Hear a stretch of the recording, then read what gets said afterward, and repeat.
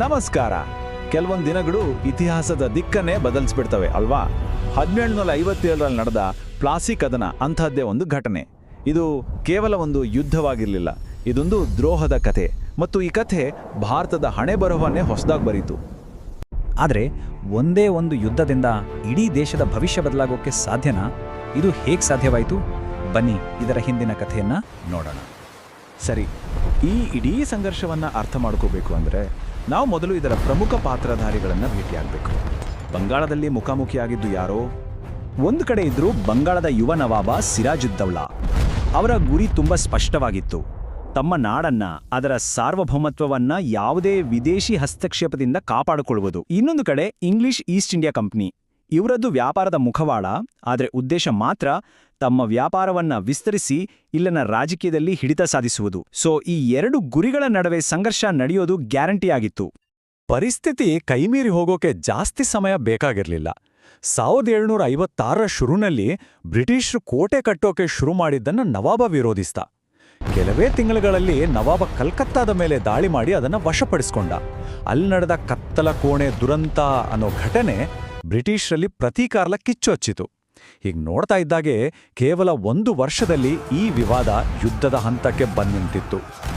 So ಈ ಎಲ್ಲ ಘಟನೆಗಳು ಕಡೆಗೆ ಬಂದು ನಿಂತಿದ್ದು ಪ್ಲಾಸಿ ಅನ್ನೋ ಜಾಗದಲ್ಲಿ. ದಿನಾಂಕ ಜೂನ್ 23, 1757 ಭಾಗೀರಥಿ ನದಿಯ ದಡದಲ್ಲಿ 2 ಸೈನ್ಯಗಳು ಮುಖಾಮುಖಿಯಾಗಿ ನಿಂತಿದ್ವು. ಯುದ್ಧ ಭೂಮಿಯಲ್ಲಿದ್ದ ಸೈನ್ಯ ಬಲವನ್ನ ನೋಡಿದ್ರೆ ಯಾರಿಗಾದ್ರೂ ಫಲಿತಾಂಶ ಏನು ಅಂತ ಗೊತ್ತಾಗ್ತಿತ್ತು. ಯಾಕಂದ್ರೆ ನವಾಬನ ಬಳಿ ಸುಮಾರು 50,000 ಸೈನಿಕರ ದೈತ್ಯ ಸೈನ್ಯ ಇತ್ತು.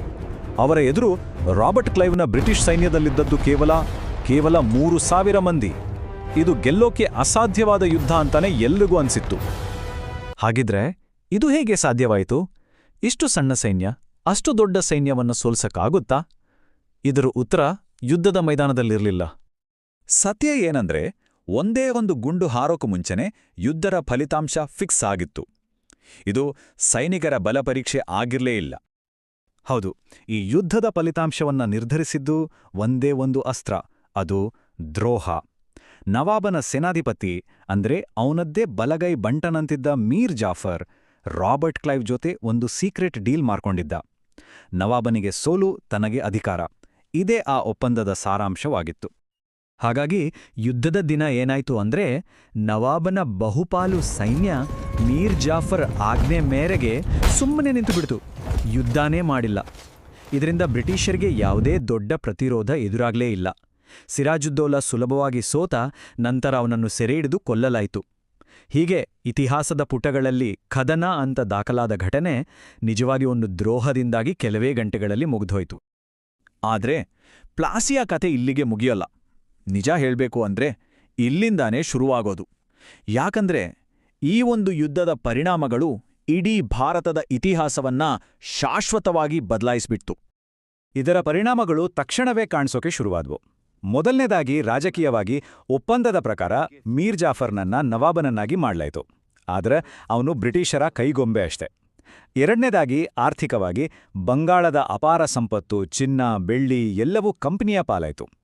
ಎಲ್ಲಕ್ಕಿಂತ ಮುಖ್ಯವಾಗಿ ಈ ಗೆಲುವು ಭಾರತದಲ್ಲಿ ಬ್ರಿಟಿಷ್ ಸಾಮ್ರಾಜ್ಯಕ್ಕೆ ಅಡಿಪಾಯ ಹಾಕಿತು. ವ್ಯಾಪಾರ ಮಾಡಲು ಬಂದವರು ಈಗ ಆಡಳಿತ ನಡೆಸೋಕೆ ಶುರು ಮಾಡಿದ್ರು. ಇದೇ ಕಾರಣಕ್ಕೆ ಇವತ್ತಿಗೂ ಸಹ ಇತಿಹಾಸಕಾರರು ಈ ಘಟನೆಯನ್ನ ಭಾರತದಲ್ಲಿ ಬ್ರಿಟಿಷ್ ಸಾಮ್ರಾಜ್ಯದ ಮೊದಲ ಹೆಜ್ಜೆಯು ಅಂತಾನೆ ಕರೆಯುತ್ತಾರೆ. ಇದೆಲ್ಲವನ್ನು ನೋಡಿದ ಮೇಲೆ ಕೊನೆಗೆ ಒಂದು ಪ್ರಶ್ನೆ ಮೂಡುತ್ತೆ. ಕೇವಲ ಒಂದು ವೇಳೆ ಪ್ಲಾಸಿಯಲ್ಲಿ ಮೀರ್ ಜಾಫರ್ ಆ ದ್ರೋಹವನ್ನ ಮಾಡದೇ ಇದ್ದಿದ್ರೆ, ಹಾಗಾಗಿದ್ರೆ ಇವತ್ತು ನಮ್ಮ ದೇಶದ ಇತಿಹಾಸ ಹೇಗಿರ್ತಿತ್ತು? ಇದೊಂದು ಯೋಚನೆ ಮಾಡಬೇಕಾದ ವಿಷಯ ಅಲ್ವಾ? ಇನ್ನೂ ಈ ತರಹ ಹೆಚ್ಚು ವಿಡಿಯೋಗಾಗಿ ನಮ್ಮ ಚಾನೆಲ್ ಸಬ್ಸ್ಕ್ರೈಬ್ ಮಾಡ್ಕೊಳ್ಳಿ. ಹಾಗೆ ನಿಮ್ಮ ಅನಿಸಿಕೆನ ಕೆಳಗಡೆ ಕಮೆಂಟ್ ಮಾಡಿ. ಹೌದು, ಸಿಗೋಣ ಮುಂದಿನ ವಿಡಿಯೋದಲ್ಲಿ. ನಮಸ್ಕಾರ.